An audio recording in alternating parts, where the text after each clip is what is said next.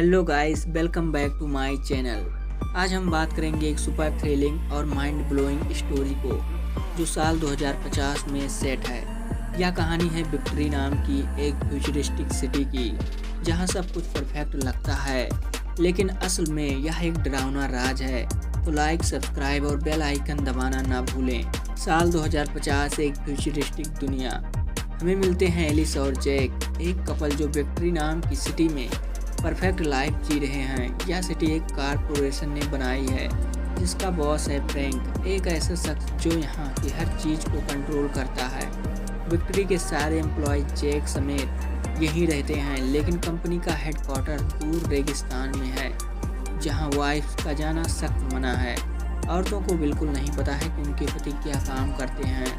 हर सुबह जैक समेत सारे मर्द अपनी गाड़ियों से हेडक्वार्टर्स की तरफ निकलते हैं। यह लोग इस सिटी में करीब 3 साल से रह रहे हैं, जो मेन सिटी से कट ऑफ है। यहाँ से कोई बाहर नहीं जा सकता। बदले में विक्ट्री के सख्त नियम मानने पड़ते हैं, लेकिन लाइफ मिलती है लग्जरी वाली, फुल कंफर्ट। औरतें घर पर खाना बनाती हैं, सफाई करती हैं और पतियों के लौटने का इंतज़ार करती हैं। नियम है कि पति को कभी ना नहीं करना है, वह हमेशा खुश रहें और कंट्रोल में रहते हैं। दिन में औरतें घर के काम, शॉपिंग और लग्जरी पूल पार्टीज़ में टाइम पास करती हैं। विक्ट्री की तरफ से फ्री ट्रांसपोर्ट समेत हर सुविधा मिलती है। एलिस की परफेक्ट लाइफ। एलिस और जैक पड़ोसियों के साथ अच्छे रिलेशन रखते हैं, खूब सोशलाइज करते हैं। एलिस की एक क्लोज फ्रेंड है जिसके साथ वह बैले क्लास अटेंड करती हैं। एक दिन फ्रैंक अपने घर पर एक न्यू एम्प्लॉय के वेलकम के लिए पार्टी रखता है। सारे टाउन वाले अपने पति पत्नियों के साथ इनवाइटेड हैं। फ्रैंक स्पीच देता है, हम यहाँ बेहतर दुनिया बना रहे हैं, यह जगह जन्नत से कम नहीं है। वो औरतों की तारीफ करता है कि वह अपने पतियों के बिना घर संभालती हैं, लेकिन तभी एक एम्प्लॉय की वाइफ मार्गरेट बीच में चिल्लाती है, हम यहाँ असल में क्यों हैं। उसका पति फटाफट माफ़ी मांगता है और उसे बाहर ले जाता है। फ्रैंक सबको भरोसा दिलाता है कि मार्गरेट मुश्किल दौर से गुजर रही हैं और पार्टी एंजॉय करने को कहता है। एलिस जैक को ढूंढने अंदर जाती है, लेकिन उसे मार्गरेट अपने पति से बहस करते देखती है। पति उसे ज़बरदस्ती दबा देना चाहता है, लेकिन मार्गरेट मना करती है। वह एलिस को देखकर चिल्लाती है, यह लोग कुछ छुपा रहे हैं, हमें यहाँ कैद रखना चाहते हैं। उसका पति दरवाज़ा बंद कर देता है। एलिस शॉक्ड है, लेकिन ज़्यादा नहीं सोचती। वो जैक को ढूंढती है जो उसके साथ इंटीमेट होने लगता है। एलिस का मन नहीं, लेकिन नेमो के चलते वो मना नहीं कर पाती। इस दौरान फ्रैंक चुपके से उन्हें डरावनी नज़रों से देखता है। एलिस नोटिस करती है, लेकिन कुछ बोल नहीं पाती। अगले दिन एलिस अपनी सहेलियों के साथ बात कर रही होती है। मार्गरेट का जिक्र आता है। पता चलता है कि मार्गरेट ने एक बार आसमान में कुछ अजीब देखा था। वो अपने बेटे के साथ टाउन की सीमा पार करके हेडक्वार्टर की तरफ गई थी, लेकिन वहाँ बेहोश हो गई। उसका बेटा तक से गायब है। इसके बाद मार्गरेट की मेंटल हेल्थ बिगड़ गई और अब कोई उससे बात नहीं करता। औरतें सोचने लगती हैं उनके पति विक्ट्री में आखिर क्या करते हैं। एक औरत कहती है शायद हथियार बना रहे हैं, इसलिए हेडक्वार्टर्स में जाना मना है। लेकिन एलिस की फ्रेंड कहती है हमें अपने पतियों को सपोर्ट करना चाहिए, यह लग्जरी लाइफ उनकी वजह से ही है। सवाल मत करो, बस आज्ञा मानो। अगले दिन एलिस विक्ट्री की बस में सिटी घूम रही होती है, तभी उसे पहाड़ों के पीछे एक प्लेन क्रैश दिखता है। वह ड्राइवर से क्रैश साइड की तरफ जाने को कहती है, लेकिन ड्राइवर मना करता है, कहता है कि वो इलाका ऑफ लिमिट्स है। डर के मारे वो बस वापस मोड़ देता है। एलिस बस से उतरकर अकेले रेगिस्तान पार करके हेडक्वार्टर पहुंचती है। वहां एक बड़ा ग्लास विंडो है। वो हाथ रखकर अंदर देखने की कोशिश करती है, लेकिन अचानक उसे अजीब डरावने विजन्स दिखने लगते हैं और वह बेहोश हो जाती है। जब होश आता है वह अपने बेडरूम में होती है। घबराकर वह बाहर आ जाती है तो जैक किचन में खाना बनाते मिलता है। वो कहता है एलिस काम से लौटने के बाद से सो रही थी। एलिस उसे प्लेन क्रैश, हेडक्वार्टर्स और विजन्स की बात बताती है, लेकिन जैक कहता है तुमने बस बुरा सपना देखा है। एलिस को कुछ गड़बड़ लगता है। अगले दिन जैक के काम पर जाने के बाद एलिस घर में शीशे साफ कर रही होती है। अचानक उसे लगता है कि दीवारें और शीशे उसे कुचलने आ रहे हैं। वो डर से चीख पड़ती है। तभी फ़ोन बजता है और सब नॉर्मल हो जाता है। फ़ोन उठाने पर मार्गरेट होती है। तो कहती है वह जानती है कि एलिस हेडक्वार्टर्स गई थी और उसे भी अजीब चीज़ें दिख रही है। वह एलिस को सिटी छोड़कर भागने को कहती है, लेकिन एलिस डर कर फोन काट देती है। वेली क्लास में एलिस को शीशे में मार्गरेट की रिफ्लेक्शन देखती है जो अपना सिर शीशे पर मार रही होती है। एलिस चीखती है लेकिन पीछे मुड़कर देखती है तो कोई नहीं होता। सब औरतें उसे कंफ्यूज देखती हैं। डर कर एलिस मार्गरेट के घर भागती है जहां मार्गरेट छत पर खड़ी होती है एलिस के सामने। वह अपना गला काट कर छत से कूद जाती है। एलिस मदद के लिए दौड़ती है लेकिन लाल जंपसूट वाले आदमी उसे पकड़कर खींच ले जाते हैं। उसी रात एलिस जैक को सब बताती है, लेकिन वो कहता है कि मार्गरेट खिड़की साफ करते वक्त गिर गई थी और अब हॉस्पिटल में रिकवर कर रही है। एलिस गुस्से में जैक से पूछती है कि वह हेडक्वार्टर में क्या काम करता है। जैक गुस्सा हो जाता है, कहता है मैं यह सब तुम्हारे लिए ही कर रहा हूँ, सवाल मत करो। उसे पता चलता है कि मार्गरेट के पति को उसकी हरकतों की वजह से नौकरी से निकाल दिया गया है और अब उसे डर है कि उसका नंबर ना आए। एक दिन किचन में काम करते वक्त एलिस अचानक से अपने चेहरे पर प्लास्टिक लपेट लेती है। उसे सांस लेने में दिक्कत होती है और ऐसा लगता है जैसे वह अपने कंट्रोल में नहीं है। आखिरकार वो प्लास्टिक फाड़कर सांस लेती है।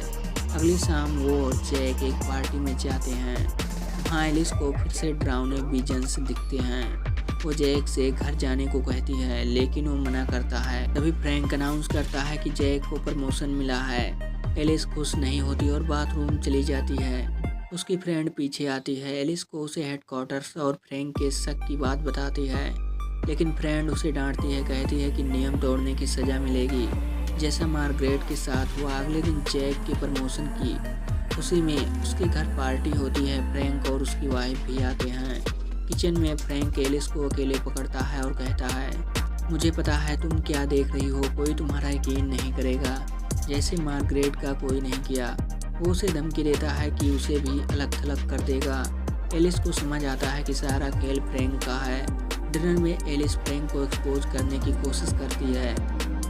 वो औरतों से सवाल पूछती है अपने पति से कहाँ मिली थी। सब एक ही जवाब देती हैं। ट्रेन में हनीमून के बारे में पूछने पर भी सबके जवाब एक जैसे होते हैं। एलिस को छोड़कर किसी को यह अजीब नहीं लगता। वह फ्रैंक पर इल्ज़ाम लगाती है कि वह सबकी ज़िंदगी कंट्रोल करता है, लेकिन फ्रैंक कहता है एलिस हेडक्वार्टर गई थी और पागल हो गई है।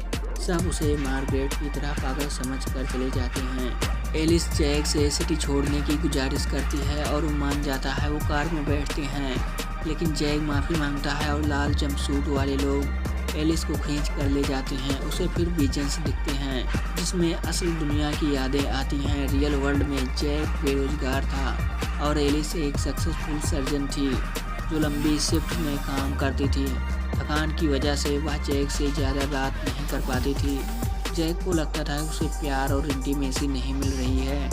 एक दिन जैक को फ्रैंक का पॉडकास्ट मिलता है जिसमें वह कहता है कि मॉडर्न सोसाइटी ने खुशी और मर्दानगी छीन ली है। वो बेकरी प्रोजेक्ट की बात करता है जो मर्दों को कंट्रोल और प्यार देता है। जैक बिना एलिस की मर्जी के इस प्रोग्राम में शामिल हो जाता है।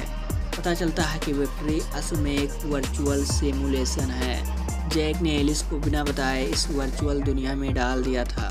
वह खुद भी एक डिवाइस से इस दुनिया में आता था। असल दुनिया में दोनों के शरीर मशीन से जुड़े हुए बेहोश पड़े थे।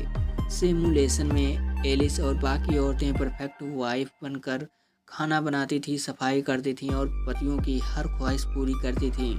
उनके घर, बच्चे, सब कुछ नकली था। जैक ऐसे कई मर्द जो रियल लाइफ में प्यार और कंट्रोल से मारूम थे अपनी वाइफ को इस नकली जन्नत में ले आए थे। हर सुबह जब मर्द काम पर जाते थे वो असल में रियल वर्ल्ड में अपनी बेहोश वाइफ को देखभाल करते थे, खाना खिलाते, बॉडी मेंटेन करते। एलिस के इस डिवाइस के साइड इफ़ेक्ट थे जो उसकी यादों को दबाने की कोशिश कर रहे थे। थेरेपी के बाद एलिस नॉर्मल रूटीन में लौटती है, लेकिन उसे अपने पड़ोसियों की कोई याद नहीं रहती क्योंकि बैक्ट्री ने उसकी मेमोरी मिटा दी थी। एक दिन जैक घर लौटता है और एक गाना गुनगुनाता है। यह सुनते ही एलिस की सारी यादें वापस आ जाती है। जैक ने उसे डिवाइस से इस नकली दुनिया में डाला था। वह गुस्से में जैक से सवाल करती है। जैक कहता है कि उसने यह प्यार के लिए किया ताकि दोनों खुश रहें, लेकिन एलिस गुस्से में है। उसने उसकी मर्जी के बिना उसकी ज़िंदगी चुरा ली। वह भागने की कोशिश करती है लेकिन जैक उसे पकड़ लेता है। एलिस ग्लास से उसका सिर तोड़ देती है, जिससे जैक सिमुलेशन और रियल वर्ल्ड दोनों में ही मर जाता है। एलिस की फ्रेंड आती है। एलिस उसे सच बताती है लेकिन फ्रेंड कहती है कि वह सब जानती है। रियल वर्ल्ड में उसके बच्चे मर चुके हैं, इसलिए वह इस नकली दुनिया में उनके साथ रहना चाहती है। वह एलिस को भागने को कहती है क्योंकि अगर फ्रैंक को जैक की मौत का पता चल गया तो वह उसे मार देगा। वह बताती है कि सिमुलेशन से निकलने का रास्ता हेडक्वार्टर्स का ग्लास पोर्टल है। एलिस जैक की कार लेकर हेडक्वार्टर्स की तरफ भागती है। फ्रैंक के आदमी उसका पीछा करते हैं लेकिन एलिस चालाकी से उनकी गाड़ियां आपस में टकरा देती है। उधर फ्रैंक की वाइफ उसे चाकू मारकर प्रोजेक्ट का कंट्रोल ले लेती है। एलिस हेडक्वार्टर्स पहुंचती है और ग्लास पोर्टल पर हाथ रखती है। उसकी सांसें सुनाई देती हैं। वह रियल वर्ल्ड में जाग जाती है, इस नकली दुनिया से आज़ाद। यह थी विक्ट्री प्रोजेक्ट की माइंड ब्लोइंग स्टोरी। वीडियो पसंद आया हो तो लाइक करो, शेयर करो और सब्सक्राइब करना ना भूलें। मिलते हैं फिर किसी नेक्स्ट वीडियो में। Take care.